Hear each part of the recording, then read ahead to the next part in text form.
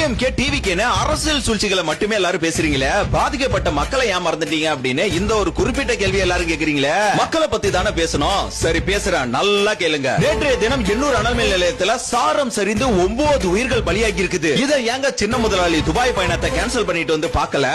Oscar நாயகன் Anbil Mahesh perform பண்ண ஏங்க இங்க வரல? சினிமா பிரபலங்கள் ஏன் இரங்கலை தெரிவிக்கல? பரபரப்பு சூழல் ஏன் ஏற்படல? முதலமைச்சர் உடனே இல்ல, இப்ப வரைக்கும் போய் அவங்கள பார்க்கவே இல்ல. நியூஸ டிபேட் பண்ண 10 லட்சம் தரேன்னு அறிக்கையை விடுறாரு. அப்ப இந்த 9 உயிருக்கு மதிப்பு இல்லையாங்க? இவங்களும் மனுஷங்க தானே. சினிமா பிரபலங்களே விஜய் மீது வன்மத்தை காட்டு கொண்டிருக்கும் காட்டு மிராண்டிங்களே, இப்ப எங்க போனீங்க நீங்க? இப்ப புரியுதா?